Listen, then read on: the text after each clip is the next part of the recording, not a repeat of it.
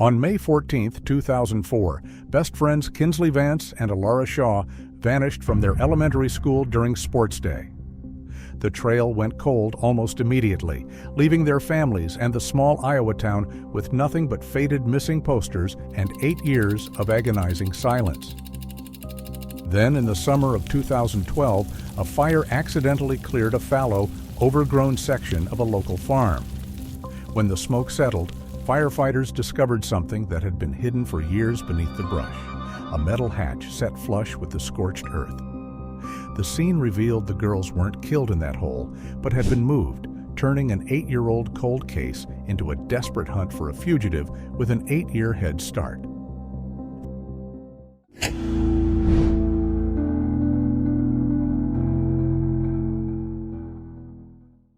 The impending loss of the farmhouse was less about the peeling paint on the siding and the stack of overdue mortgage notices on the kitchen counter, and more about the height chart penciled on the doorframe of Kinsley's bedroom, the last mark frozen at 4 feet, 2 inches.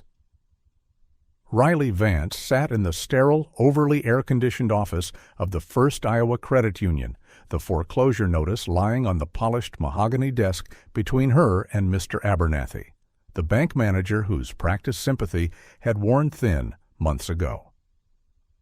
It was July 2012, and the Iowa summer heat pressed against the glass windows, a stark contrast to the chill that had settled in Riley's bones 8 years ago.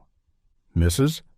Vance, we've extended the grace period 3 times, Abernathy said, adjusting his tie, a nervous habit he displayed whenever Riley was in his office. "The bank understands your attachment to the property, truly we do. But we have obligations. The delinquency is extensive." "Attachment?"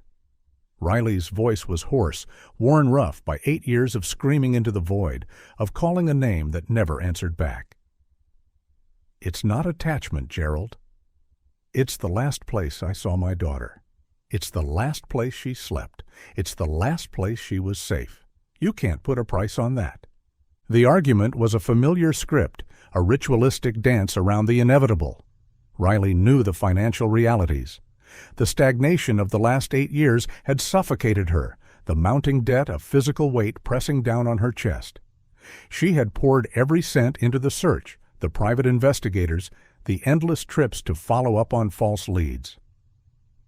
The farmhouse was the last remnant of the life she had before May 14, 2004. Leaving it felt like the final abandonment of Kinsley, an admission that the 9-year-old girl with the mischievous pigtails and the bright mustard-yellow country girl shirt was truly gone. "I just need a few more months," Riley pleaded, the words tasting like ash in her mouth. "The seasonal work is picking up. I have a lead on a job. It was a lie, and they both knew it." Riley couldn't hold down a job. Her mind was a fractured landscape, haunted by the ghosts of memory and the relentless torment of uncertainty. Abernathy sighed, the sound heavy with finality. He opened the folder containing the foreclosure documents, preparing to deliver the final refusal. But before he could speak, the shrill ring of Riley's ancient flip phone sliced through the tension. She glanced at the caller ID, Detective Miles Corbin, state investigator, the man who had inherited the cold case of Kinsley Vance and Alara Shaw 2 years prior. Riley's heart gave a painful lurch. Corbin usually called on the anniversary of the disappearance, a polite, disheartening check-in that only served to underscore the lack of progress. This was July, a random Tuesday in July. "Excuse me," she muttered, snatching the phone and stumbling out of the office, past the tellers counting cash behind reinforced glass, and out into the oppressive Iowa humidity. The heat hit her like a physical blow, the sun blindingly bright after the dim interior of the bank. She leaned against the brick facade of the building, her breath catching in her throat. "Detective Corbin?" "Riley?" Corbin's voice was different. Gone was the gentle, measured tone of a man managing grief. This was sharp, immediate, taut with an urgency she hadn't heard in years. "What is it? Did you find something?" The words rushed out, brittle with a desperate hope she had long since buried. "There's been a development," Corbin said, his words clipped, precise. "We need you to come out to the old Kester farm, off Route 12. The Kester farm. Riley knew it vaguely, a vast expanse of corn and soybean fields on the outskirts of the county, a remote area bordering the state forest. Why? What happened there? There was a fire. A large one, equipment malfunction, in a remote field, burned down several acres of overgrown brush. Riley frowned, confused. A fire? What did a farm fire have to do with Kinsley and Alara? When the fire department extinguished the blaze, Corbin continued, his voice lowering slightly. They found something. Something unexpected, hidden under the brush that the fire cleared away. Riley waited, the silence stretching agonizingly. She could hear the faint crackle of radio chatter in the background of the call. "It's an underground structure, Riley." "A bunker." A bunker. The word felt alien, disconnected from the mundane reality of rural Iowa. It conjured images of cold concrete and stale air. A place to hide, or a place to be hidden. "Inside the structure, Riley, we found items. Items that suggest someone was living there, possibly held there." Riley closed her eyes, the world beginning to tilt. She had imagined 1,000 scenarios over the years, car accidents, abductions, runaways, but this felt different. This felt tangible. This felt terrifyingly real. "What items?" Her voice was barely a whisper. "Among them," Corbin said, his voice heavy with the weight of the revelation, "was a shoe. A girl's shoe, a pink sneaker, size 4, with a specific butterfly decal on the heel." Rayleigh stopped breathing. The world went silent. She remembered buying those shoes. Kinsley had begged for them, pointing excitedly at the butterfly decal. She had been wearing them on sports day, the day she and Alara vanished. "The police database," Corbin continued, his voice gentle now, "confirmed the match. It's Kinsley's shoe, Riley. The foreclosure, the bank manager, the years of suffocating grief, it all collapsed, compressed into a single point of agonizing clarity. 8 years of searching, of hoping, of dying slowly. And it came down to this, a shoe found in a burnt field. A violent surge of adrenaline ripped through her, erasing the dissociation. The numbness that had characterized her existence evaporated, replaced by a raw, terrifying urgency. "I'm on my way." She hung up the phone and started running toward her car, leaving the foreclosure notice unsigned on the bank manager's desk. The drive to the Kester farm was a blur of green fields and blue sky, the familiar landscape suddenly menacing. She gripped the steering wheel so tightly her knuckles turned white, her mind racing faster than the engine. A bunker. A shoe. The words echoed, heavy with horrifying implications. For the first time in 8 years, the trail wasn't cold. It was burning. The stench hit Riley long before she saw the scene, a caustic mix of diesel fuel, charred earth, and the sickly sweet smell of burnt corn. It coated the back of her throat, thick and oily, a smell that spoke of destruction and devastation. As she turned off Route 12 onto the gravel access road, the landscape opened up before her, and the magnitude of the fire became terrifyingly clear. The Kester farm, usually a monotonous expanse of green and gold, was marred by a massive black scar. An entire field, acres of it, had been reduced to ash and stubble. The earth was scorched, cracked, the remnants of overgrown brush reduced to skeletal fingers clawing at the sky. Emergency vehicles, fire trucks still hosing down hot spots, sheriff's cruisers blocking the entrance, a state crime scene unit van parked near the edge of the devastation, clustered near the center of the field, their lights flashing silently in the bright afternoon sun. Riley jammed the car into park near the police line and stumbled out. The heat radiating from the blackened ground was intense, a stark contrast to the cool air conditioning of her car. She scanned the scene, her eyes searching for something, anything that made sense in this apocalyptic landscape.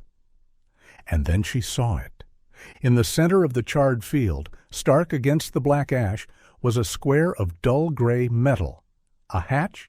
It was flush with the ground, heavy and utilitarian, with a thick, dark handle bolted to one side.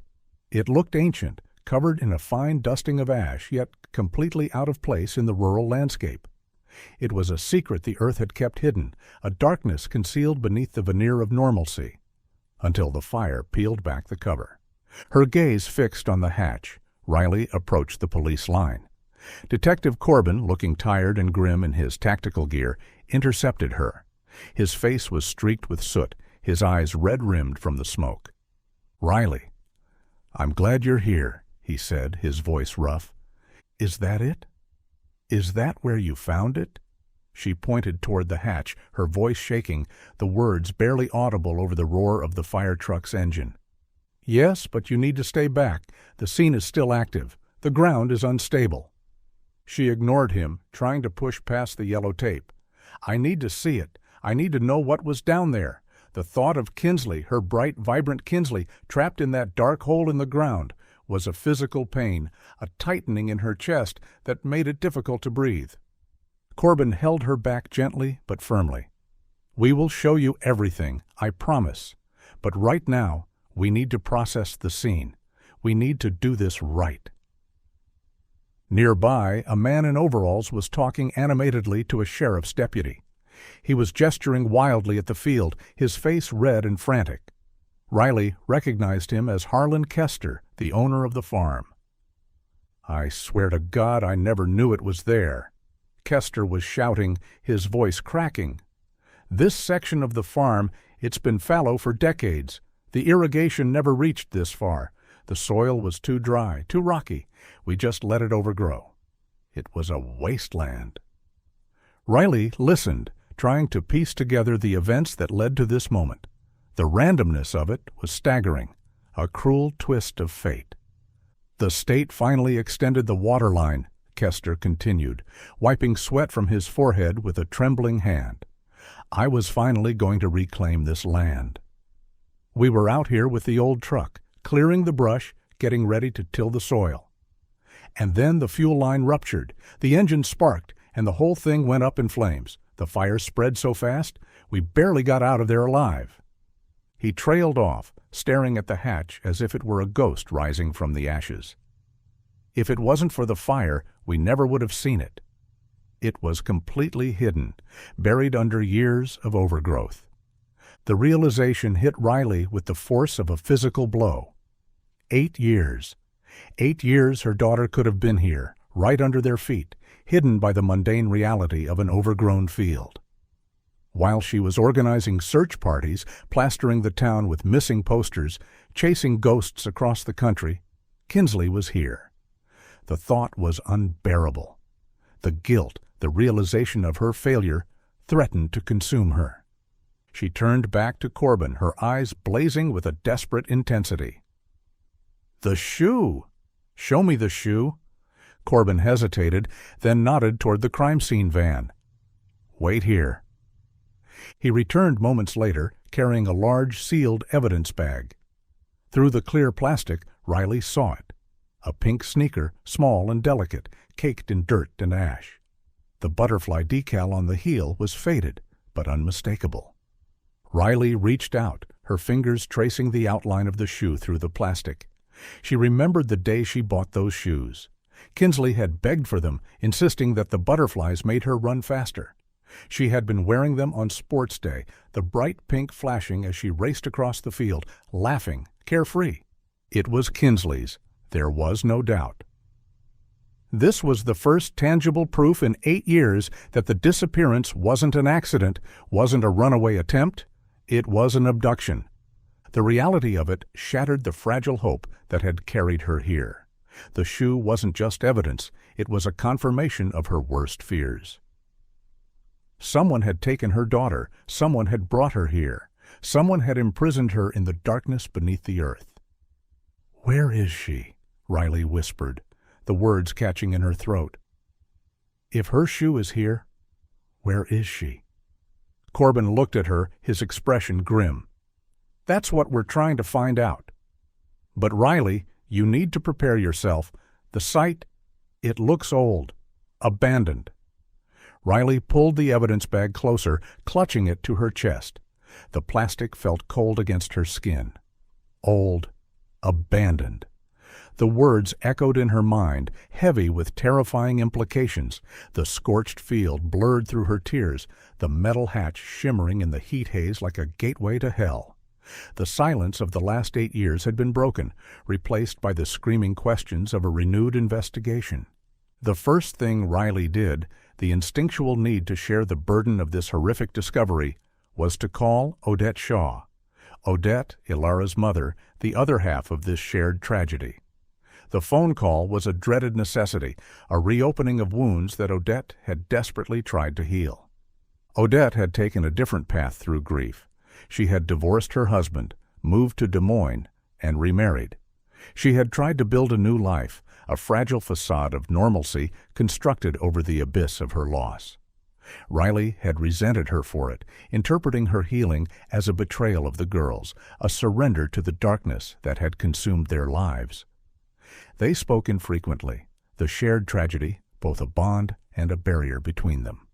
Riley dialed the number, her fingers clumsy, the plastic of the phone slick with sweat. Odette answered on the second ring, her voice bright, cheerful, the voice of a woman who had managed to escape the gravitational pull of the past. "Riley?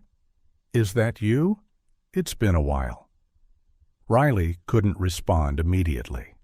The normalcy of the greeting was jarring, obscene. "Riley? Are you there?" Odette's tone shifted, the cheerfulness evaporating, replaced by a familiar apprehension. "They found something," Riley said, her voice cracking. "A bunker, on the Kester farm." There was a sharp intake of breath on the other end of the line. "A bunker? What are you talking about?" "They found Kinsley's shoe inside," Riley continued, the words tumbling out in a disjointed rush. "They think they were held there. Kinsley and Ilara. They were here, Odette." The silence on the other end of the line was absolute. Riley could picture Odette, standing in her bright modern kitchen in Des Moines, the life she had carefully constructed collapsing around her, the fragile piece shattered. "I'm coming," Odette whispered, her voice trembling. "I'm coming now." Odette arrived 2 hours later, her sleek sedan looking out of place amidst the dust and debris of the farm. She stepped out of the car, her face pale and drawn, the years of suppressed grief etched in the lines around her eyes. She looked older, tired, the facade of normalcy stripped away, revealing the raw wound beneath. They met at the police line, embracing fiercely, the shared trauma momentarily overriding the years of resentment and distance. "Where is it?" Odette asked, pulling away, her eyes scanning the field, drawn to the metal hatch like a magnet. "There," Riley pointed, her voice hollow. "They're still processing the scene." The CSU team was working meticulously around the hatch, their movements slow, deliberate. The sun began to set, casting long shadows across the blackened field, the scene taking on a surreal, nightmarish quality. They demanded to see inside the bunker, their pleas growing more desperate as the hours ticked by. Corbin refused, citing protocol, the need to preserve the integrity of the scene. The wait was agonizing, every minute stretching into an eternity. Finally, as dusk settled, the CSU team finished their initial sweep. Corbin approached the two women, his expression grave. He looked exhausted, the weight of the discovery pressing down on him. "We're done for now," he said, his voice low. "We can't let you go down there yet. It's not safe. The air quality is poor, the structure unstable. But I can show you what we found." He led them to the crime scene van and opened a laptop, the screen glowing brightly in the gathering darkness. He clicked through the images, narrating the descent into the bunker in a flat, emotionless tone. The ladder was rusted, the metal cold and rough. The descent was short, leading into a cramped space, barely 10 feet by 10 feet. The air inside was stale and metallic, thick with the smell of damp earth and decay. The walls were rough, unfinished concrete, the ceiling low. He clicked to the first image of the interior. Riley leaned closer, her breath catching in her throat. The images were stark, horrifying. Two small rusted cots were pushed against opposite walls, the mattresses thin and decaying, stained with unidentifiable filth. The sight of those small beds, the realization that their daughters had slept there, trapped in the darkness, was a physical blow. Piles of old canned food containers, empty and rusted, littered the floor. Plastic dishes, cracked and dirty, were stacked on a makeshift shelf. In the corner, a plastic bucket. The sanitation system, the indignity of it, the dehumanizing conditions, was overwhelming. It looked abandoned, forgotten, yet there were signs that it had been left in a hurry. A blanket half slid off one of the cots. A few cans of food left unopened on the shelf. A sense of suspended animation, a life interrupted mid-breath. "My God," Odette whispered, her hand covering her mouth, tears streaming down her face. "They kept them here. Like animals." Riley couldn't speak. She stared at the images, trying to imagine Kinsley and Alara in this cold, dark hole, terrified and alone. The reality was far worse than any nightmare she had conjured over the years. The darkness was deeper, the horror more profound. And then Corbin clicked to the next image.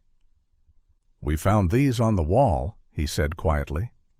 The photo showed a section of the concrete wall, illuminated by the harsh glare of the camera flash. Faint childlike drawings were visible, sketched in what looked like crayon or chalk. A sun with a smiling face, a house with a chimney and two windows. Two stick figures holding hands, labeled K and E. Riley's heart stopped. She recognized the style instantly. The way Kinsley drew the sun, with uneven rays and a slightly lopsided smile. The specific shape of the house, the chimney always slightly askew. It was Kinsley's drawing. She reached out, touching the screen, her fingers tracing the lines of the drawing. This was proof. Proof that Kinsley had been alive in this place. Proof that she had tried to hold on to some semblance of normalcy, of hope, in the midst of horror. Odette saw the recognition in Riley's eyes and collapsed, her legs giving out beneath her. The realization of the horror their daughters had endured, the confirmation of their captivity, was too much to bear. Riley caught her, holding her tightly as she sobbed, her own tears streaming down her face, the shared grief a torrent of pain and sorrow.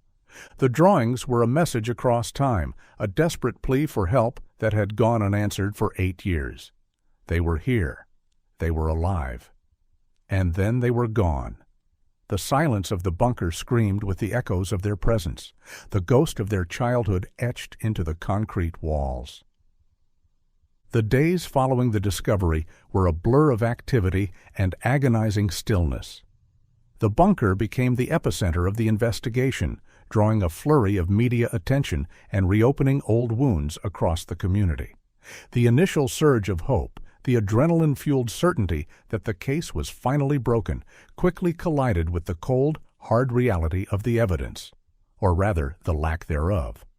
Corbin sat down with Riley and Odette in the sterile environment of the state police barracks, the fluorescent lights humming overhead, the air thick with the smell of stale coffee and disinfectant. The euphoria of the discovery had been replaced by the grim facts of the forensic analysis. "We swept the entire bunker," Corbin explained, his voice measured, devoid of emotion. He tapped a thick file on the table. "We tested every surface, every item. The mattresses, the dishes, the walls. We found no usable DNA, no fingerprints." Riley stared at him, disbelief warring with despair. "Nothing? How is that possible? You found the shoe, the drawings? They lived there. How can there be nothing left of them?"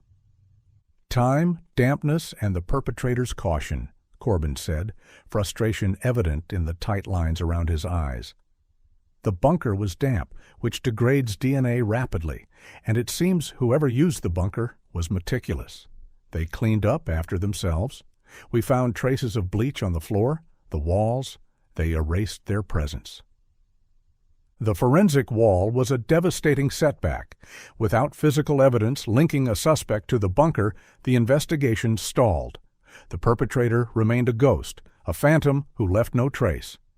But the analysis did yield one crucial piece of information: a timeline.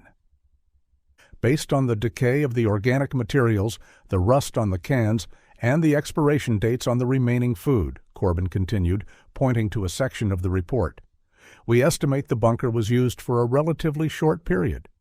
A few months at most, around the time of the abduction in 2004. It has been abandoned since. The timeline created a divergence between the two mothers, a rift opening up in their shared grief. Odette interpreted the bunker as a tomb, the place where their daughter's journey ended. The lack of recent activity, the abandoned state of the site, confirmed her worst fears. "They died there," she whispered, her voice hollow, the tears streaming silently down her face. "He killed them and left them there. We have to face it, Riley. It's over." "No." Riley shook her head vehemently, refusing to accept the finality of Odette's words. "If they died there, where are their bodies? Why would he clean the bunker, erase the evidence? He moved them. He took them somewhere else." Riley focused on the abandonment. The bunker wasn't the end of the story. It was the beginning. The case wasn't closed. It was just opening up. The realization fueled her determination, the desperate hope that Kinsley was still alive, somewhere, waiting to be found.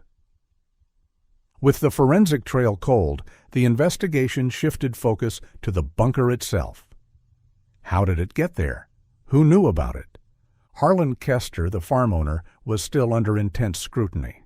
He maintained his ignorance, but the police were skeptical. How could he not know about a hidden bunker on his own property? The pressure mounted, the media portraying him as either a liar or an accomplice. Desperate to clear his name, Kester began searching his family archives, old deeds, blueprints, journals, looking for any mention of the structure. The search was slow, painstaking, hampered by decades of disorganized records. Riley, unable to sit idle, joined the search, spending hours in the dusty attic of the Kester farmhouse, sifting through the remnants of the family's history. Finally, buried deep in a box of his grandfather's belongings, Kester found it. Blueprints from the 1960s detailing the construction of a hidden emergency shelter, a relic of the Cold War paranoia built in secret and eventually forgotten as the threat subsided and the farm passed down through generations. The entrance had been concealed, the land allowed to overgrow, the secret buried beneath the earth. The revelation exonerated Kester, but it also presented a crucial question. The perpetrator didn't build the bunker. They knew it was there. They knew about a hidden structure on a remote section of the Kester farm, a secret that even the current owner had forgotten. The focus of the investigation shifted again. Who had intimate knowledge of the Kester farm? Who had access to the property in the years leading up to the abduction? The trail was warming up, pointing toward someone connected to the land, someone who knew its secrets. The ghost was beginning to take shape. The investigation pivoted from the bunker itself to the history of the land and the people who had worked it. If the perpetrator knew about the hidden shelter, they likely had a connection to the Kester farm, a familiarity with its remote corners and forgotten secrets. The sprawling expanse of the farm, the decades of operation, meant the list of potential suspects was vast. Detective Corbin began the tedious process of compiling a list of former farmhands who had worked for Harlan Kester's father in the decades prior to the abduction. It was a daunting task. The records were incomplete, handwritten ledgers tucked away in dusty boxes, filled with names and dates, but little else. Many of the workers were transient, seasonal laborers who had moved on years ago, leaving no forwarding addresses, no digital footprints. The backbone of the agricultural economy was built on the backs of invisible men. Riley, frustrated by the slow pace of the official investigation, inserted herself into the process. She couldn't sit idle while the trail grew cold again. She knew the local history, the families, the rhythms of the farming community better than the state investigators. She understood the nuances of rural life, the unspoken codes and connections that didn't show up in official records. She recognized the surnames, the familial ties, the long-standing feuds that define the community. She started visiting the addresses of the former farmhands who still lived in the area. It was a desperate, clumsy attempt at investigation driven by maternal instinct rather than professional training. She knocked on doors, armed with old photos of Kinsley and Alara, searching for any flicker of recognition, any hint of deception. She sat in dimly lit living rooms, drinking stale coffee, listening to the stories of hard labor and long days in the fields. The interviews were disheartening. Most of the men were elderly, their bodies broken by years of manual labor, their memories faded by time and alcohol. They remembered the Kester farm, the long hours, the meager pay, but they had no knowledge of a hidden bunker, no recollection of anything suspicious in the years leading up to the abduction. They met her questions with confusion, sympathy, or outright hostility. She tracked down a former foreman, Bo Yates, living in a dilapidated trailer on the edge of town. Yates was known for his rough demeanor and his intimate knowledge of the Kester farm's operations. He had managed the day-to-day operations for years, hiring and firing the seasonal workers. If anyone knew the secrets of the farm, it was him. She found Yates outside the trailer working on the engine of an old, rusted-out truck. He looked up as she approached, his eyes narrowed with suspicion, wiping grease from his hands with a dirty rag. "I already talked to the police," he grumbled before she even reached the porch. "I don't know anything about any bunker." "I'm not here about the bunker," Riley said, trying to keep her voice steady, ignoring the tremor in her hands. "I'm here about the people who work there, who knew the land." Yates scrutinized her, his expression hardening. "We had a lot of workers over the years. Transients, drifters, hired under the table, paid in cash, no records." The mention of under-the-table workers sparked a flicker of realization in Riley. The official list was incomplete. The perpetrator might not be in the ledgers. The ghost might be hiding in the shadows of the undocumented workforce. "Who were they?" she pressed. "Do you remember their names? Anything about them?" Yates shook his head dismissively. "Too many to remember. They came and went like the wind. Nobody paid much attention. As long as the work got done, nobody asked questions." He turned back to the engine, signaling the end of the conversation, but Riley stopped him, her voice sharp with desperation. "My daughter was taken. She was kept in a hole in the ground on that farm. If you know something, anything, you have to tell me." Yates paused, a flicker of something. Guilt? Fear? Discomfort? Crossing his face. He looked at Riley, the raw pain in her eyes, the desperation radiating from her. "Look, lady," he said, his voice low, almost a whisper. "You're stirring up trouble, digging up the past. Some things are better left buried." He warned her to stay away, dismissing her questions with a finality that felt more like a threat than a dismissal. Rayleigh left the trailer shaken, but more determined than ever. Yates was hiding something. He knew more than he was letting on. The hostility, the deflection, the mention of the under-the-table workers, it was all a smokescreen. The official list yielded no immediate suspects. The investigation was stalling again, the momentum fading as the leads dried up. Riley felt the familiar weight of despair settling over her, the fear that this breakthrough, like so many others over the years, would lead to another dead end. But she couldn't let it go. The bunker, the shoe, the drawings, they were too real, too tangible. The answer was close, hidden just beneath the surface, waiting to be uncovered. She just needed to dig deeper. The dead end with the farmhand list forced Riley to recalibrate her approach. If the answer wasn't solely in the history of the land, perhaps it was hidden in the details of the abduction itself. She returned to the origin point of the tragedy, the elementary school where Kinsley and Alara had vanished. The school was a small brick building, the vibrant colors of the playground equipment faded by the relentless Iowa sun. Riley walked the grounds, the familiar landscape hauntingly unchanged. She tried to reconstruct the events of May 14, 2004, the chaos and excitement of the annual sports day. It was a time of innocence before the fear of abduction became a pervasive anxiety. The rural school had minimal security back then.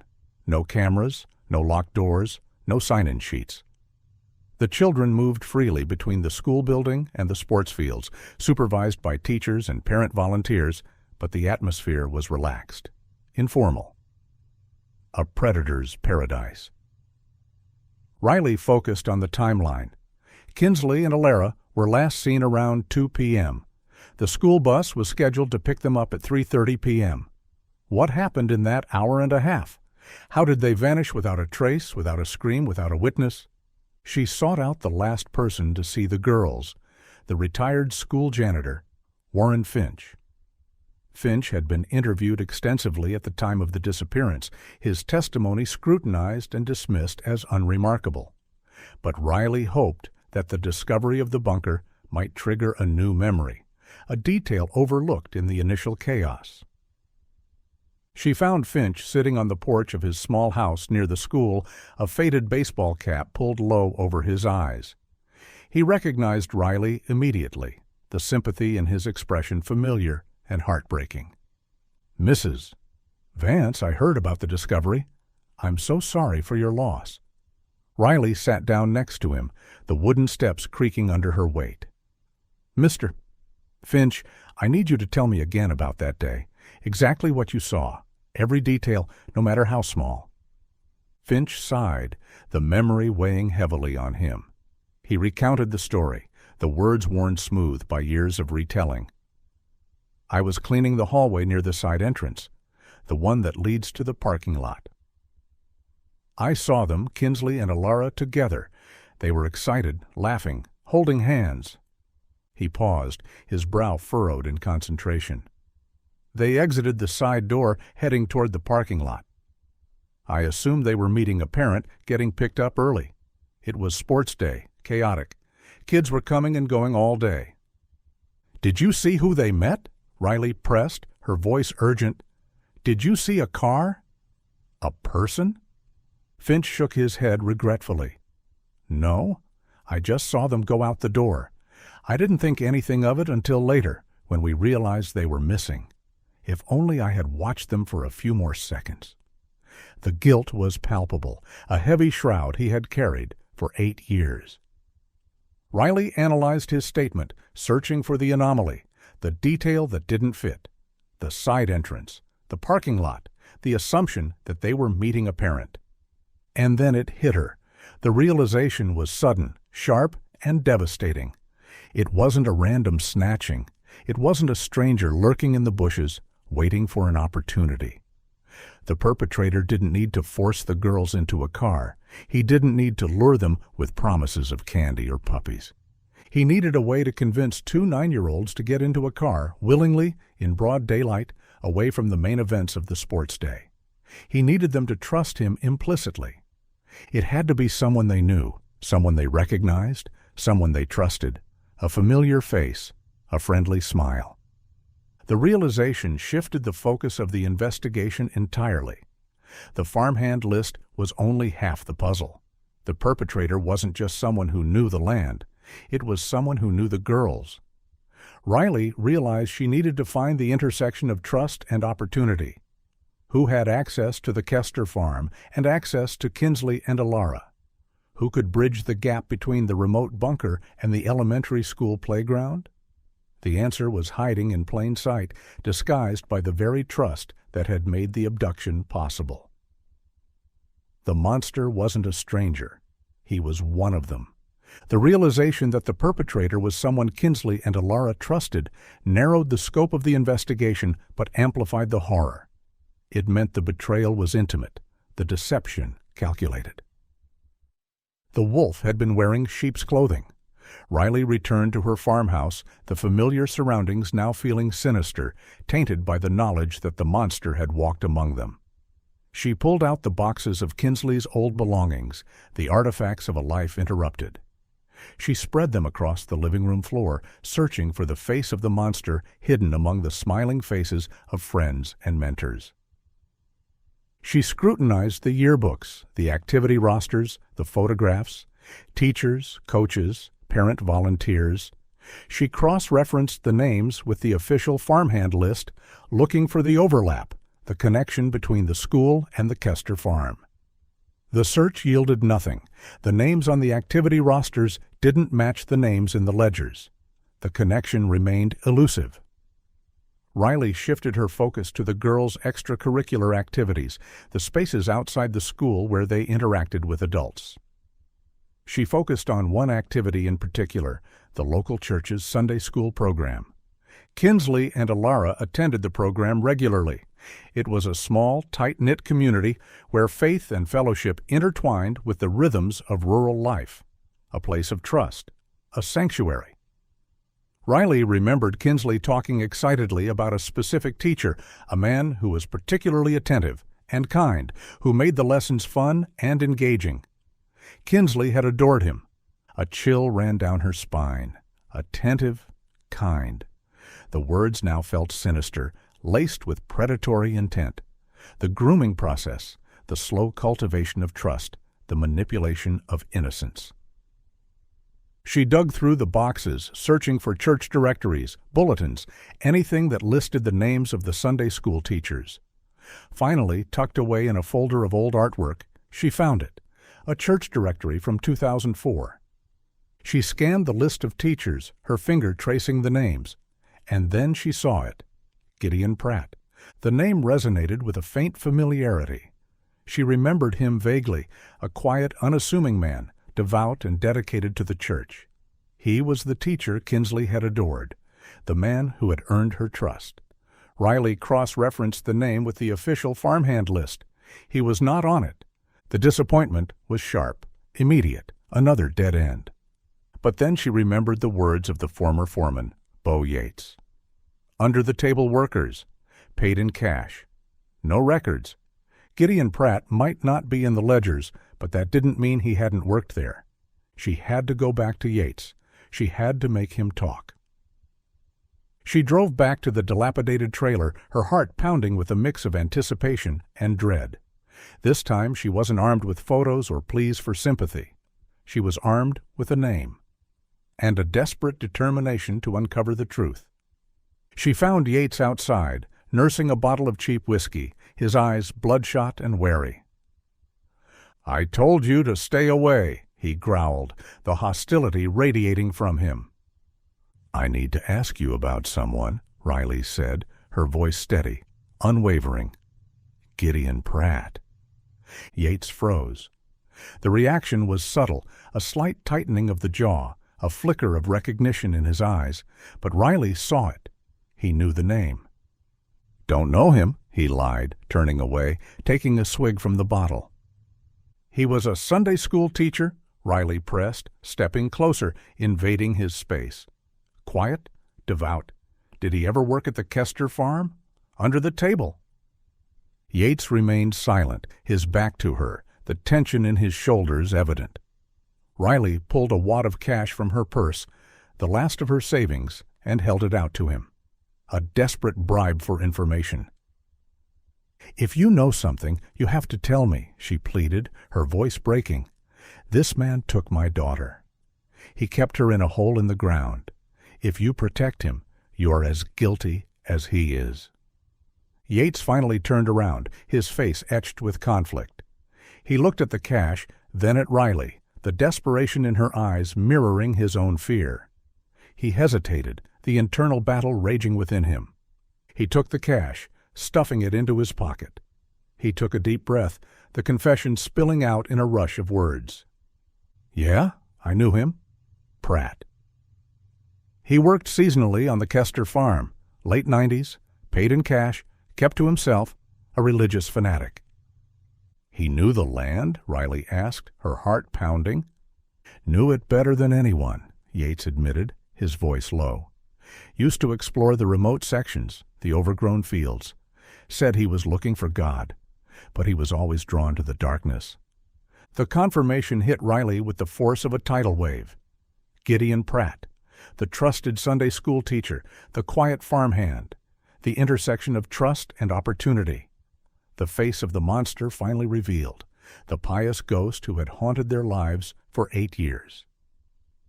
Riley raced to the police station, the church directory clutched in her hand, the name Gideon Pratt echoing in her mind like a death knell. She burst into Detective Corbin's office, the adrenaline surging through her veins, the realization of the truth, a terrifying weight in her chest. "Gideon Pratt," she said, placing the directory on his desk, her finger pointing at the name. He was their Sunday school teacher. And he worked at the Kester farm, under the table. He knew the land. He knew the girls. It's him. Corbin looked at the name, then at Riley, the implication dawning on him. The connection was shocking, devastating. A man of God, entrusted with the spiritual care of children, using his position as a cloak for predatory intent. The ultimate betrayal. "Are you sure?" Corbin asked, his voice tight, already reaching for his phone. The former foreman confirmed it. Pratt knew the land intimately. He knew the bunker, and Kinsley trusted him. They both did. The investigation shifted entirely to Gideon Pratt. The realization that the perpetrator was a trusted member of the community sent shockwaves through the town. The profile fit perfectly. The quiet demeanor, the access to the victims, the intimate knowledge of the location. The wolf in sheep's clothing. Corbin issued a bolo, "Be on the lookout," for Gideon Pratt. The manhunt began. But Pratt was gone. Police discovered that he was no longer in the community. He had vanished, leaving no trace, no forwarding address, no contact information. The investigation dug deeper into Pratt's background, searching for the moment he disappeared, the reason for his departure. They found that Pratt had left town abruptly in late 2004, several months after the abduction. The timing was suspicious. Why wait months before fleeing? Why risk exposure? Riley interviewed people from the church, the parishioners who had known Pratt, who had trusted him. The interviews were painful, filled with disbelief and betrayal. They remembered him as a devout, selfless man, a pillar of the community. "He was a saint," one elderly woman insisted, clutching a rosary. "He loved those children like his own." They recalled Pratt leaving suddenly, claiming a calling to missionary work in a remote corner of the world. His departure was seen as sad but understandable for a devout man, a sacrifice made in the service of his faith. "He said God had called him," the pastor recounted, his voice heavy with regret. "He said he needed to spread the word, to save souls. We prayed for him. We celebrated his devotion." The excuse was a perfect cover. It explained his sudden departure, his disappearance from the grid. It allowed him to vanish without raising suspicion. He had manipulated their faith, their trust, using it as a weapon against them. The timeline matched the estimated usage of the bunker. Pratt likely held the girls there during the initial intense searches, the months when the community was mobilized. The media attention focused on the missing children. He hid them in plain sight, underground, waiting for the fervor to subside. And then, when the searches scaled back, when the attention shifted, he moved them. He left town on his missionary work, taking the girls with him. The realization was chilling. Pratt hadn't just abducted the girls, he had planned their disappearance meticulously, using his faith as a shield, his knowledge of the land as a refuge. Gideon Pratt wasn't just a suspect, he was a ghost, a pious phantom who had walked among them, hidden in the light of his perceived righteousness. The search wasn't just for a man, it was for a shadow that had vanished into the darkness 8 years ago. And the darkness was vast, impenetrable. The manhunt for Gideon Pratt quickly hit a wall. He had disappeared completely after leaving Iowa in late 2004. His digital footprint was non-existent. No bank accounts, no credit cards, no social media presence. He had seemingly vanished off the grid, erasing himself from the modern world. The trail went cold at the state line. The missionary work story was a dead end. Corbin contacted various religious organizations, but none had any record of a Gideon Pratt working with them.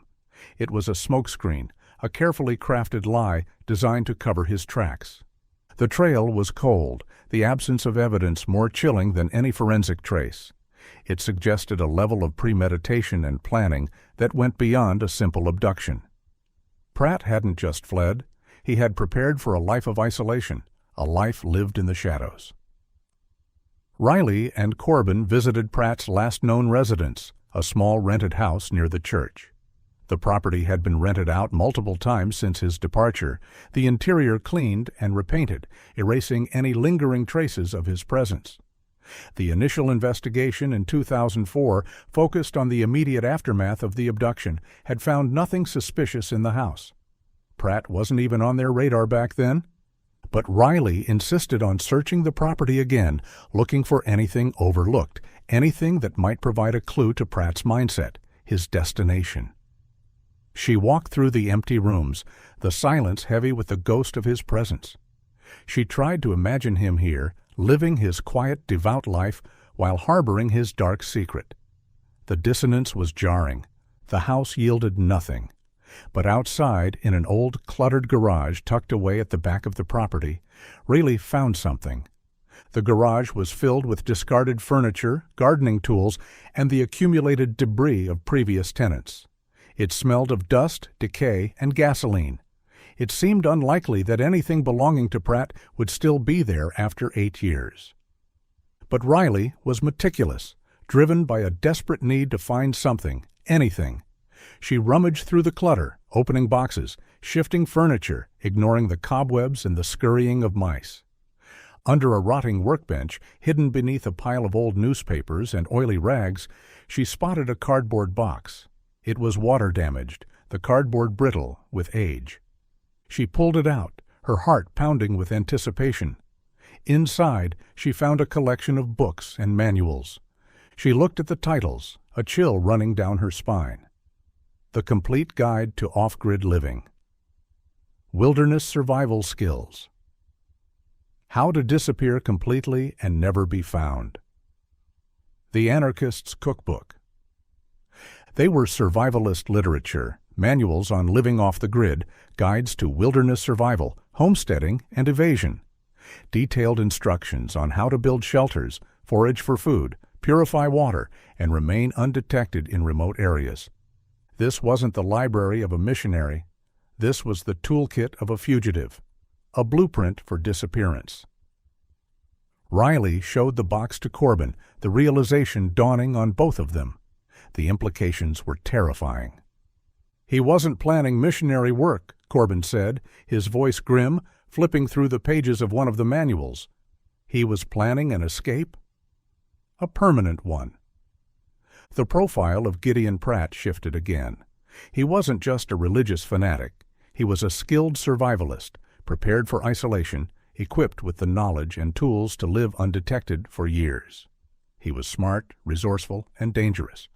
This explained his ability to vanish, his absence from the grid. He wasn't hiding in a city, blending in with the crowd. He was hiding in the wilderness, swallowed by the vast emptiness of the American landscape. The discovery raised the stakes of the investigation. Finding Pratt wouldn't be easy. He had an 8-year head start. The search expanded from a local manhunt to a nationwide search, focusing on remote areas, off-grid communities, the places where a man like Pratt could disappear. The challenge wasn't just finding a needle in a haystack, it was finding a specific grain of sand in a desert. And the desert was vast, unforgiving. The nationwide manhunt stalled. The survivalist manuals painted a daunting picture of a man capable of living entirely off the grid, rendering traditional investigative techniques useless. The vastness of the American wilderness became Pratt's ally, swallowing him whole. Weeks passed. The initial momentum generated by the discovery of the bunker faded. The case threatened to go cold again. Riley struggled with the implications. If Kinsley was still alive, she was now 17, a young woman who had spent half her life in captivity, isolated from the world, subjected to Pratt's twisted ideology. The thought was agonizing, the uncertainty a constant torment. The image of Kinsley, broken and traumatized, haunted her dreams. Odette retreated, unable to handle the renewed trauma, the oscillation between hope and despair. She couldn't face the possibility of finding her daughter alive, but broken. The years of abuse etched into her soul. She focused on the memory of Alara, the 9-year-old girl frozen in time, the loss easier to bear than the agonizing uncertainty. She held a memorial service for Alara, a symbolic closure that Riley refused to attend. Riley was alone again, the weight of the investigation resting solely on her shoulders. She refused to give up. She couldn't. The image of the drawings on the bunker wall, the stick figures labeled K and E, fueled her determination. She spent hours analyzing the survivalist manuals found in Pratt's garage, trying to understand his mindset, his strategies, his weaknesses. She immersed herself in the world of off-grid living, learning the strategies, the challenges, the vulnerabilities. She looked for weaknesses, the cracks in his armor of isolation. And then she found it, a simple, mundane detail that sparked a realization, a flaw in the armor. Even an expert survivalist, living off the grid, needed supplies they couldn't produce themselves. Medicine, antibiotics, specific canned goods, fuel, tools, ammunition. And, crucially, if the girls were alive, feminine hygiene products. The realization was a lifeline, a glimmer of hope in the darkness. Pratt couldn't remain completely isolated. He had to interact with the world, however minimally. He had to procure supplies. He had a supply chain. Riley developed a hypothesis, the supply chain theory. She hypothesized that Pratt minimized contact with civilization, making large, infrequent purchases in remote areas, far from Iowa, far from the epicenter of the investigation. He would pay in cash, avoiding the digital trail of credit cards and bank accounts. He would target small, isolated general stores where the clerks were less likely to ask questions, the surveillance less sophisticated. She presented her theory to Corbin, her voice urgent with renewed hope. She spread a map of the surrounding states on his desk, highlighting the remote areas, the wilderness regions. He has to get supplies somewhere, she argued, pointing at the map. We need to look for anomalies in bulk cash purchases at general stores across these areas. We need to look for the pattern. Corbin was skeptical. The scope of the request was massive, the data analysis daunting. It would require the cooperation of multiple state agencies, the collection and analysis of thousands of transaction records. It was a logistical nightmare. Riley, we're talking about thousands of stores, millions of transactions, he countered, the exhaustion evident in his voice. We don't have the resources for a fishing expedition of this magnitude. It's a needle in a haystack. It's not a fishing expedition, Riley insisted, her voice rising in frustration. It's a targeted search. We're looking for a specific pattern, large cash purchases of non-perishable food, propane, medicine, and feminine hygiene products, infrequent recurring purchases in remote areas. It's a signature, Miles. His signature. She pressured him, her desperation fueling her determination. She refused to let bureaucratic hurdles stand in the way of finding her daughter. She appealed to his sense of justice, his compassion, the shared history of the case. Finally, reluctantly, Corbin agreed. He put in the request for data analysis, calling in favors, leveraging federal resources, knowing it was a long shot, but unable to deny the logic of Riley's theory. The search shifted again, from the wilderness to the data stream, looking for the faint signal of Pratt's existence in the noise of everyday commerce. The hunt for the ghost moved into the digital realm. The wait was excruciating. The data analysis was a slow, arduous process, hampered by the decentralized nature of the records, the varying levels of cooperation from different states, the sheer volume of information. Weeks turned into a month, the silence deafening, the anticipation a constant knot in Riley's stomach. Riley spent her days at the police station transforming a corner of the bullpen into her makeshift command center. She reviewed the data logs herself, immersing herself in the mundane details of transaction records, looking for the pattern that would lead her to Pratt. She became a fixture in the station, the detectives moving around her, respecting her space, understanding her obsession. The data was overwhelming, thousands of potential anomalies, hundreds of false positives. Bulk cash purchases were common in rural areas, where cash was still king and stocking up for winter was a necessity. She had to filter through the noise, looking for the specific combination of items, the frequency, the location that fit her profile of Pratt. It was like panning for gold, sifting through tons of dirt to find a single nugget. She mapped out the potential locations, creating a geography of suspicion, a network of isolated stores where Pratt might surface. She learned the rhythms of rural commerce, the nuances of supply chains, the patterns of consumption. She cross-referenced the data with topographical maps, looking for areas that offered the isolation and resources necessary for off-grid living.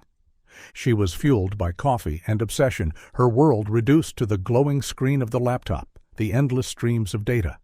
Her eyes burned with exhaustion, her body ached from the long hours sitting in the uncomfortable chair.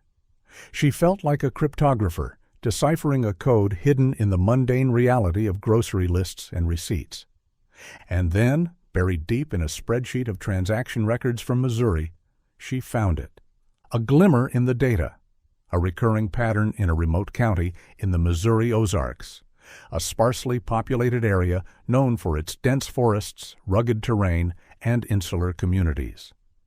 The pattern was subtle but consistent. Semi-annual bulk purchases at the same isolated general store. The purchases included large quantities of non-perishable food, flour, sugar, canned meats, powdered milk, propane tanks, medical supplies, bandages, antibiotics, pain relievers, and, crucially, feminine hygiene products, always paid for in cash. Riley's heart pounded. The purchases were large enough to support multiple people, Pratt and Kinsley, perhaps Alara too, though the hope was faint. And they were infrequent enough to suggest someone traveling a long distance to avoid detection, someone minimizing their contact with the world. She cross-referenced the location with her maps. The county was remote, the terrain difficult, the population density low. A perfect hiding place for a survivalist like Pratt. The realization was electrifying. This was him. She knew it, felt it in her bones. The data confirmed her instinct, the pattern validating her theory. The presence of feminine hygiene products was the key. It meant Kinsley was alive. The thought was overwhelming, a wave of relief and terror washing over her.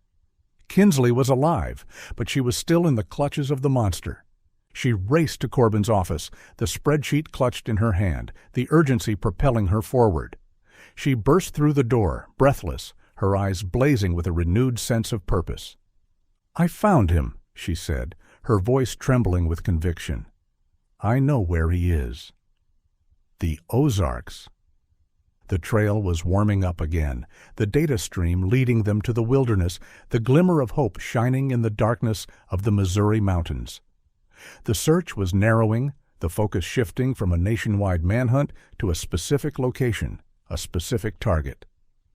The end was near, but the danger was escalating.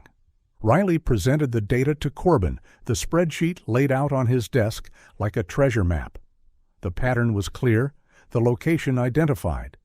The evidence was compelling, the culmination of months of painstaking analysis, a testament to Riley's unwavering determination. But the celebration was short-lived. The realization that the location was out of state, deep in the Missouri Ozarks, presented a new set of obstacles, a jurisdictional wall that threatened to derail the investigation. "Missouri," Corbin sighed, rubbing his temples, the exhaustion evident in the slump of his shoulders. "This complicates things." Coordinating with Missouri authorities would be slow, hampered by bureaucratic red tape and professional rivalries. The evidence, while compelling, was circumstantial. Grocery purchases, however suspicious, were not enough for a warrant. They couldn't just storm into the Ozarks, guns blazing, based on a pattern in a spreadsheet. "We need more," Corbin explained, the frustration evident in his tone. "We need visual confirmation. We need proof that Pratt is there, that Kinsley is with him. We need eyes on the ground." He contacted the local authorities in the Ozarks, presenting the case, requesting assistance. The response was lukewarm, bordering on hostile. The remote county was under-resourced, the local sheriff skeptical of an old Iowa case based on a civilian's theory about grocery purchases. The Ozarks were known for their insular communities, their distrust of outsiders, their fierce protection of privacy. They were hesitant to dedicate resources to a potentially dangerous operation in a remote area based on circumstantial evidence. "They want us to handle the surveillance," Corbin reported to Riley, his voice tight with frustration. "But they won't authorize a tactical response until we have concrete proof. We're on our own." The delay was agonizing. Corbin told Riley it would take time to mobilize a surveillance team, to establish a base of operations in the Ozarks, to gather the necessary intelligence. They needed to follow protocol to ensure the legality of the search, the safety of the officers. "Time is not something we have," Riley argued, her voice sharp with desperation. "If Pratt senses danger, if he realizes we are closing in, he will vanish again. He's a survivalist, Miles. He knows how to disappear. We might lose him forever." She understood the need for protocol, the importance of building a solid case. But the bureaucratic delays felt like a betrayal. The system designed to protect her daughter was now standing in the way of her rescue. The agonizing slowness of the official process was a luxury they couldn't afford. She realized the official process might take weeks, maybe months. Weeks she didn't have. Weeks Kinsley didn't have. The realization was chilling. She couldn't wait. She couldn't rely on the system to save her daughter. She had to do it herself. The decision was immediate, instinctive, reckless, dangerous, but necessary. She was going to the Ozarks. She was going to find Pratt. She was going to bring Kinsley home. She left the police station without telling Corbin her plan, knowing he would try to stop her. She packed a bag, the essentials only: clothes, water, the digitally aged photos of Pratt and Kinsley. She filled the car with gas and started driving south, the map of the Ozarks spread out on the passenger seat. She was going rogue, driven by maternal instinct, fueled by desperation. The risks were enormous, the consequences potentially devastating. But the alternative, waiting, hoping, trusting the system, was unbearable. The hunt was on, and she was leading the charge. The drive to the Missouri Ozarks was a journey into a different world. The flat, open fields of Iowa gave way to rolling hills, dense forests, and winding roads that cut through the rugged terrain. The environment was isolated, insular, and intimidating. The towns grew smaller, the distance between them longer, the cell service sporadic. The air itself felt different, heavier, thicker, charged with a sense of ancient secrecy. Riley felt a growing sense of unease as she penetrated deeper into the wilderness. This was Pratt's territory, the landscape he had chosen as his refuge. He knew these woods, the hidden valleys, the secret trails. She was an intruder, vulnerable and exposed, a stranger in a hostile land. She arrived at the general store identified in the data, a small, weather-beaten building nestled at the intersection of two county roads. It was the only sign of civilization for miles. A few pickup trucks were parked in the gravel lot, their drivers eyeing her with suspicion as she stepped out of her car. The sense of being watched was palpable. She walked inside, the bell above the door jingling cheerfully, a stark contrast to the heavy atmosphere of the place. The store was cluttered with merchandise, from canned goods and fishing tackle to ammunition and propane tanks. The air smelled of dust, stale coffee, and cigarette smoke. An elderly woman, her face etched with wrinkles, stood behind the counter, watching Riley with narrowed eyes. Riley recognized the insular nature of the community, the distrust of outsiders. She had to be careful, persuasive. She couldn't afford to raise suspicion. She approached the counter, trying to appear casual, unassuming. She bought a cup of coffee and a map of the area, engaging the clerk in small talk about the weather, the roads, the local attractions. She played the role of a lost tourist, a harmless traveler passing through. And then, carefully, she pulled out the photos. The old photo of Pratt from the church directory and the digitally aged version created by the forensic artist, showing what he might look like after 8 years off the grid. "I'm looking for someone," she said, her voice steady, the lie slipping easily from her tongue. "An old friend. He moved to the area years ago. I lost touch with him. I was hoping you might recognize him." She showed the photos to the clerk, her heart pounding. "He usually makes large purchases, pays in cash. A quiet man, keeps to himself." The clerk, Letty Moss, scrutinized the photos, her eyes lingering on the aged version. A flicker of recognition crossed her face, quickly masked by a practiced indifference. "A lot of folks around here keep to themselves," she said, her voice a slow drawl.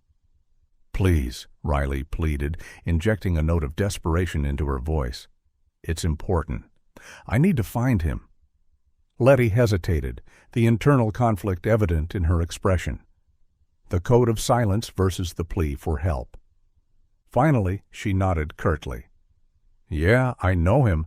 Comes in twice a year, spring and fall, stocks up." The confirmation was electrifying. Riley struggled to maintain her composure. The ghost was real. He was here. "He always seems nervous," Letty continued, leaning closer, her voice low, looking over his shoulder. "Like he's running from something." "Do you know where he lives?" Riley asked, trying to keep the urgency out of her voice. Letty shook her head. "No, he doesn't say, and we don't ask, but I know which way he goes." She pointed toward the window, toward the winding road that disappeared into the dense forest. "He drives an old beat-up truck, blue Ford, rusted fenders, heads toward the old Forest Service road up in the hills, unmaintained, rough country up there. The crucial detail, the direction. The confirmation that Pratt was hiding in the wilderness, accessible only by unmaintained roads, the isolation he craved." Riley thanked the clerk, her hands shaking as she paid for the coffee and the map. She walked out of the store, the sunlight blindingly bright. She had a direction, a target. The abstract data had transformed into a tangible reality. Pratt was close, Kinsley was close. The realization was terrifying and exhilarating. The hunt was entering its final phase, the confrontation inevitable. The wilderness awaited. Riley drove toward the Forest Service road, indicated by the clerk. The paved county road quickly turned into a gravel track, then into a narrow dirt road that climbed steeply into the hills. The terrain was rugged and isolated, the dense forest pressing in on both sides, the canopy of trees blocking out the sunlight, casting the road in perpetual twilight. She lost cell service quickly, the bars on her phone disappearing one by one, the silence of the wilderness amplifying the pounding of her heart. She was completely alone, cut off from the world, venturing into the heart of Pratt's territory. The isolation was absolute, terrifying. The road was barely passable, rutted and overgrown, littered with fallen branches and rocks. Her car, a sedan built for the flat roads of Iowa, struggled to navigate the difficult terrain, the engine whining in protest, the undercarriage scraping against the rocks. She drove slowly, carefully, her eyes scanning the woods for any sign of habitation, any hint of a hidden driveway or trail. The search was agonizingly slow. The dense forest concealed everything, the undulating terrain making it impossible to see more than a few yards ahead. She stopped frequently, getting out of the car to explore on foot, looking for tracks, broken branches, any sign of human presence. She used the skills she had gleaned from the survivalist manuals. tracking, observation, the subtle art of reading the landscape. She was out of her element, a suburban mother navigating a hostile wilderness, but the desperation fueled her determination, the instinct propelling her forward. She was driven by a primal need to protect her child, a force stronger than fear, stronger than reason. The years of searching, the relentless obsession, had prepared her for this moment. Hours passed. The sun began to dip below the tree line, the shadows lengthening, the forest growing darker. The fear of getting lost, of being stranded in the wilderness, gnawed at her. The fuel gauge dipped dangerously low. The possibility of failure loomed large. And then, just as the despair began to set in, she saw it. A thin plume of smoke rising from the trees in a deep valley below. It was almost invisible against the hazy evening sky, a faint smudge of gray against the endless green. Riley's heart leapt. Smoke meant fire. Fire meant habitation. Fire meant Pratt. She pulled her car off the road, parking it behind a dense thicket of bushes, concealing it as best she could. She grabbed a flashlight from the glove compartment and a tire iron from the trunk, the only weapon she had. She proceeded on foot, the weight of the tire iron a cold comfort in her hand. The descent into the valley was steep and treacherous. She moved slowly, quietly, trying to avoid making noise, the adrenaline surging through her veins, sharpening her senses. The air grew colder, the silence deeper.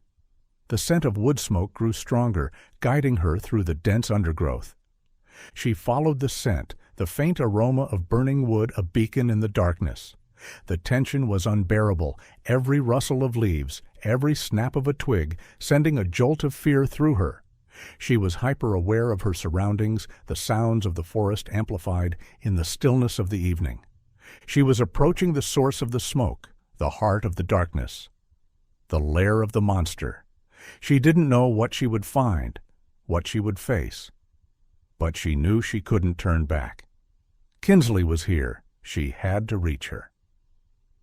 The 8-year search was culminating in this moment, this confrontation in the wilderness. Riley reached the edge of the clearing, the source of the smoke finally visible. She crouched behind a large oak tree, her breath catching in her throat as she took in the scene. The tire iron felt heavy in her hand, the metal cold against her palm. In the center of the clearing stood a small, primitive cabin. It was crudely built, constructed from rough-hewn logs and corrugated metal. The windows were boarded up, the structure more like a fortress than a home. It exuded an atmosphere of isolation and paranoia, a physical manifestation of Pratt's twisted mindset. The old blue Ford truck mentioned by the clerk was parked nearby, hidden under a camouflage tarp, the rusted fenders unmistakable. The confirmation that she had found the right place sent a shiver down her spine. This was it, Pratt's lair, the prison where Kinsley had been hidden for 8 years. Riley waited, watching for movement, trying to assess the situation from the cover of the woods. The silence was absolute, broken only by the chirping of crickets and the rustling of the wind in the trees. The tension was agonizing, the uncertainty paralyzing. Was Kinsley inside? Was Pratt? Were they alone? Minutes stretched into an eternity. The sun dipped lower, the clearing bathed in the soft glow of twilight. And then the cabin door opened. A young woman stepped outside, carrying a basket of laundry. She moved hesitantly, her head bowed, her movements slow and deliberate, robotic. Riley stared at her, her heart stopping. The world went silent. It was Kinsley. She recognized her instantly, the familiar features distorted by time and trauma, but unmistakably hers. She was 17 now, a young woman, but the ghost of the 9-year-old girl still lingered in her eyes, a flicker of the child she used to be. The shock was overwhelming. Kinsley was alive. The realization was a physical blow, a wave of relief and anguish washing over her. The years of uncertainty, the agonizing hope, the paralyzing fear, it all culminated in this moment, this sighting of her daughter, alive but broken. She looked gaunt, pale, her hair long and unkempt, hanging lifelessly down her back. She wore a simple, handmade dress, the fabric rough and faded. The trauma of 8 years of captivity was etched into her face, her posture, her hesitant movements. She looked terrified, a caged animal unaware of the world outside its prison. Riley wanted to scream, to run to her, to hold her. But she remained frozen, paralyzed by the fear of alerting Pratt, of putting Kinsley in danger. The instinct to protect her daughter warred with the desperate need to reach her. Moments later, the cabin door opened again. Gideon Pratt emerged.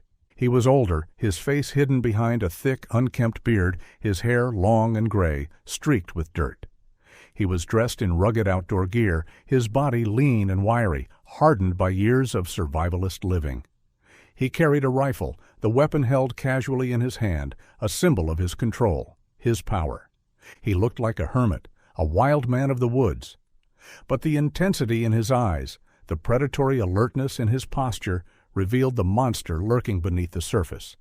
The pious ghost was a flesh-and-blood devil. Riley observed the interaction between Pratt and Kinsley. He spoke to her, his voice low and commanding. She responded with a nod, her eyes fixed on the ground, her body language screaming submission. He exerted complete control over her, his presence dominating the space, suffocating her. The dynamic was horrifying. The twisted daddy-daughter relationship he had cultivated, the psychological conditioning he had imposed, was evident in every gesture, every interaction. Kinsley wasn't just a captive. She was a disciple, molded by his twisted ideology, dependent on him for her survival. He had broken her spirit, erased her identity, replaced it with a version of reality that served his perverse needs. The realization was devastating. Rescuing Kinsley wouldn't be as simple as breaking her out. It would require breaking the psychological hold Pratt had on her, shattering the reality he had constructed around her. The challenge was far greater than Riley had imagined, the danger more immediate. The sighting was a confirmation of her deepest hopes and her worst fears, the beginning of the final confrontation. The battle for Kinsley's soul was about to begin. Riley watched from the cover of the woods, her mind racing, trying to formulate a plan. Pratt was armed, dangerous, and paranoid. He scanned the surrounding woods constantly, his eyes darting nervously, the rifle held ready. He knew this terrain, the rhythms of the wilderness. Any misstep could be fatal. The slightest sound, the slightest movement could trigger a violent reaction. The urgency was overwhelming. She had to act immediately. She couldn't contact the authorities. There was no cell service, no way to call for backup. She couldn't wait for Corbin and the tactical team. They were hours, maybe days behind her. She was alone. The realization was terrifying, liberating. The responsibility for Kinsley's rescue rested solely on her shoulders. The fear was paralyzing, but the sight of Kinsley, broken and captive, fueled a desperate courage. She worried about Kinsley's mental state, the 8 years of conditioning, the Stockholm Syndrome that bound her to her captor. Would she resist rescue? Would she see Riley as a threat? The possibility that Kinsley might reject her, that she might choose the familiar horror of the cabin over the terrifying unknown of freedom, was a knife twisting in her gut. The realization crystallized in her mind. She couldn't simply extract Kinsley physically. She had to break the psychological hold Pratt had on her.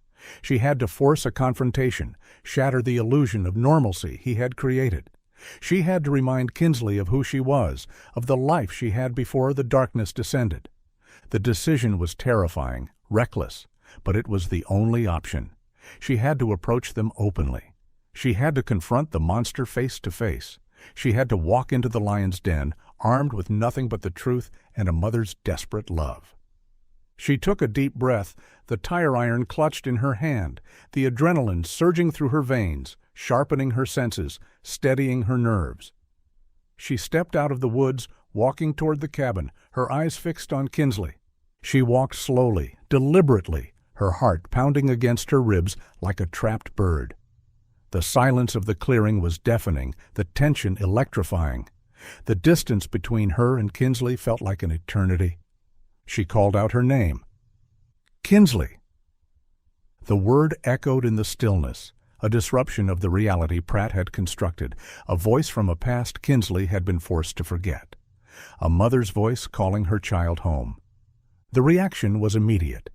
Kinsley froze, her head snapping up, her eyes wide with confusion and terror. She stared at Riley, a flicker of recognition warring with the conditioning that held her captive.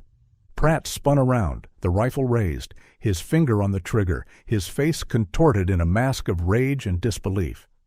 The ghost from his past had materialized. The reckoning he had feared for 8 years finally arrived. The approach was a gamble, a desperate attempt to break the spell, to reach the daughter hidden beneath the layers of trauma and conditioning. The confrontation had begun. The final battle for Kinsley's freedom was about to unfold. Pratt was stunned by her appearance, his eyes wide with disbelief and rage. He had spent 8 years hiding, erasing his existence, constructing a fortress of isolation. The sudden appearance of Riley, the mother of his victim, the embodiment of the past he had tried to destroy, shattered his illusion of control. "Who are you?" he shouted, his voice raw, laced with panic. "Get off my property! You have no right to be here!" He raised the rifle, aiming it at Riley's chest. The cold, dark circle of the barrel was a terrifying focal point, but Riley ignored it, her eyes fixed on Kinsley. "You're not welcome here," Pratt snarled, his voice dripping with venom. "You're the devil, trying to corrupt my daughter, trying to drag her back to the filth of the world." The twisted ideology, the religious fanaticism mixed with predatory obsession, was evident in his words. He saw himself as a protector, a savior, shielding Kinsley from the corruption of the world. A delusion so complete it was almost believable. Kinsley was paralyzed, caught between the two opposing forces. She looked at Riley, a flicker of recognition in her eyes, a spark of hope, warring with the fear and conditioning that held her captive. She backed away, toward Pratt, toward the perceived safety of her captor, the familiar horror of her captivity. "Kinsley, it's me!" "It's Mom," Riley pleaded, her voice trembling but firm. She continued walking toward them, her hands raised in a gesture of peace, the tire iron hidden behind her back, the metal cold against her skin. She engaged Pratt verbally, trying to distract him, to keep his attention focused on her, while simultaneously pleading with Kinsley. She had to break through the conditioning, to reach the daughter hidden beneath the layers of trauma. "Remember the butterflies, Kinsley?" she cried, desperation coloring her tone. "The pink sneakers with the butterfly decals? You said they made you run faster. Remember the drawings on the wall? The sun with the smiling face?" She used shared memories, old nicknames, the fragments of their shared past, trying to trigger Kinsley's memories, to breach the wall of conditioning Pratt had built around her. "Shut up!" Pratt screamed, his voice growing more frantic, the mask of control slipping, revealing the madness beneath. "She doesn't remember. She is mine now. I saved her. I protected her." He realized he was losing control of the narrative, the reality he had constructed crumbling under the weight of Riley's words. The panic turned into rage, a desperate attempt to reassert his dominance. He grabbed Kinsley violently, his fingers digging into her arm, trying to drag her back into the cabin, back into the darkness. Kinsley cried out, a strangled sound of pain and confusion. "No!" Riley screamed, the primal instinct taking over. She lunged forward, intervening physically, placing herself between Pratt and Kinsley. She raised the tire iron, the makeshift weapon, a symbol of her desperate defiance. A desperate, brutal struggle ensued. The confrontation exploded into violence. Pratt was stronger, wiry, and fueled by fanaticism. He struck Riley with the butt of the rifle, the blow connecting with her shoulder, sending a searing pain down her arm. She stumbled back, the tire iron slipping from her grasp. She fought with everything she had, the adrenaline surging through her veins, masking the pain. She clawed at his face, his eyes, fighting for her life, for Kinsley's life. He tackled her, his hands wrapping around her throat, squeezing the air out of her lungs. Riley gasped, the world beginning to fade, the edges of her vision blurring. The darkness was closing in, the silence deafening. She was fueled by maternal desperation, a strength she didn't know she possessed. She struggled against his grip, her lungs burning, her heart pounding. Kinsley watched the struggle, paralyzed by terror. The violence shattered the fragile peace of her captivity, the illusion of safety crumbling. The confrontation forced her to choose, to confront the reality of her situation. The monster who had protected her was now killing her mother.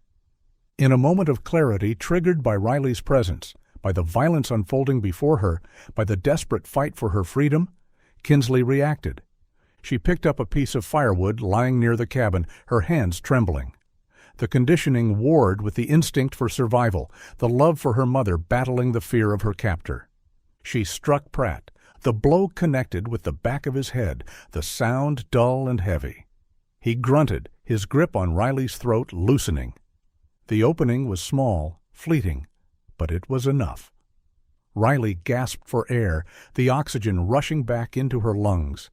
She pushed Pratt off her, the adrenaline surging through her veins, giving her a renewed strength. He stumbled back, dazed and disoriented, blood streaming from the wound on his head. Riley grabbed the rifle, the metal cold and heavy in her hands. She aimed it at him, her finger on the trigger, her hands surprisingly steady. "It's over," she whispered, her voice raw, the words a vow, a promise. Pratt looked at her, then at Kinsley, the realization of his defeat dawning on him, the betrayal in his eyes, the disbelief that his creation, his daughter, had turned against him. He collapsed to the ground, incapacitated, the silence of the wilderness settling over the clearing. The confrontation was over. The nightmare had ended. The silence was broken. The immediate aftermath was a blur of adrenaline and shock. Riley stood over the incapacitated Pratt, the rifle trembling in her hands. The silence of the clearing was deafening, broken only by the sound of her own ragged breathing and the faint chirping of crickets in the gathering dusk. She turned to Kinsley, who was standing frozen, the piece of firewood still clutched in her hands, her eyes wide with terror, her body trembling uncontrollably. She looked at Pratt, then at Riley, the confusion and trauma overwhelming her. "Kinsley," Riley whispered, dropping the rifle and reaching out to her. The weapon clattered to the ground, forgotten. Kinsley flinched, backing away, the fear still holding her captive. She didn't recognize Riley as her savior, but as the catalyst of the violence, the disruption of the reality she had known for 8 years. "It's okay," Riley said, her voice soothing, gentle, trying to penetrate the fog of trauma. "He can't hurt you anymore. We have to go. Now." The urgency propelled her forward. Pratt could regain consciousness at any moment. They had to escape. They had to get away from this place, this prison in the wilderness. She grabbed Kinsley's hand, the touch tentative, fragile. Kinsley resisted for a moment, the instinct to stay, to obey, warring with the instinct for survival. Riley pulled her gently, firmly, and Kinsley allowed herself to be led. They fled the cabin, leaving the incapacitated Pratt behind. They ran through the woods, stumbling over roots and rocks, the adrenaline masking the pain of their injuries. The darkness was closing in, the forest turning into a maze of shadows and fear. The ascent from the valley was agonizingly slow. Riley pulled Kinsley up the steep slope, her muscles screaming in protest, her lungs burning. The fear of pursuit gnawed at her, every rustle of leaves, every snap of a twig, sending a jolt of panic through her. She imagined Pratt emerging from the darkness, his eyes blazing with rage, the rifle in his hands. They finally reached the car, hidden behind the cluster of trees. Riley pushed Kinsley into the passenger seat and scrambled into the driver's seat, her hands shaking as she jammed the key into the ignition. The engine roared to life, the sound echoing in the stillness of the wilderness. A beacon of hope in the darkness. They drove away desperately down the Forest Service road, the car bouncing violently over the rugged terrain. Riley gripped the steering wheel, her knuckles white, her eyes fixed on the road ahead, the headlights cutting a narrow path through the impenetrable darkness. The adrenaline was fading, replaced by the crushing weight of shock and trauma. The reality of what had happened, what she had done, began to sink in. Kinsley sat in the passenger seat, rocking back and forth, her eyes vacant, her breathing shallow. She was barely verbal, the years of isolation and abuse rendering her silent, broken. Riley talked to her constantly, the words spilling out in a disjointed stream of consciousness. "You're safe now." "I'm here. I've got you. We're going home." She didn't know if Kinsley heard her, if she understood, but she needed to fill the silence, to bridge the gap between them, to reassure her that the nightmare was truly over. They drove for hours, the wilderness slowly giving way to civilization. The gravel road turned into a paved county road, the isolated houses appearing more frequently. The lights of the small town in the distance were a welcoming sight, a promise of safety. Finally, the bars on her cell phone flickered back to life, the connection to the outside world restored. Riley pulled over to the side of the road, her hands trembling as she dialed Detective Corbin's number. "Corbin," he answered, his voice sharp with anxiety. He had realized Riley was gone, had mobilized the tactical team, started moving toward the Ozarks, based on her earlier movements, her disappearance from the grid. "I have her," Riley whispered, her voice choked with emotion. "I have Kinsley." The silence on the other end of the line was heavy, stunned, disbelief warring with relief. "Where are you?" Corbin asked, the urgency returning to his voice. "Are you safe?" Riley gave him the location of the cabin, the details of the confrontation, the confirmation that Pratt was there, incapacitated. "We're on our way," Corbin said, his voice galvanized into action. "Don't move. We're coming to you." They waited by the side of the road, the silence punctuated only by the sound of Kinsley's ragged breathing. Minutes later, the sirens echoed in the distance, growing louder, closer. A convoy of police cars, lights flashing, raced toward them. Corbin and the tactical team emerged from the cars, their weapons drawn, their faces grim. The escape was over. The rescue was complete. The long road to healing had just begun. Kinsley was immediately transported to a hospital in Missouri, a sterile environment that contrasted sharply with the primitive cabin that had been her prison for 8 years. The bright lights, the hushed voices, the antiseptic smell. It was an assault on her senses, a world she no longer recognized. The extent of the physical and psychological trauma was evident. She was malnourished, dehydrated, her body covered in scars, both visible and invisible. But the physical wounds were superficial compared to the psychological damage. The years of isolation, the conditioning, the abuse, it had shattered her sense of self, her connection to reality. The reunion was strained, heartbreaking. Kinsley was withdrawn, an island of trauma in the sea of relief and celebration. She struggled to process her freedom, the sudden disruption of the reality she had known for half her life. The world outside the cabin was overwhelming, terrifying. She didn't recognize Riley as her mother, but as a stranger, a threat to the fragile stability of her existence. Riley stayed by her side, a constant presence, a lifeline in the storm of trauma. Her purpose shifted from searching to healing, from finding her daughter to helping her rebuild her life. The challenge was daunting, the road ahead long and uncertain. The daughter she had lost was gone, replaced by this haunted young woman, a stranger wearing a familiar face.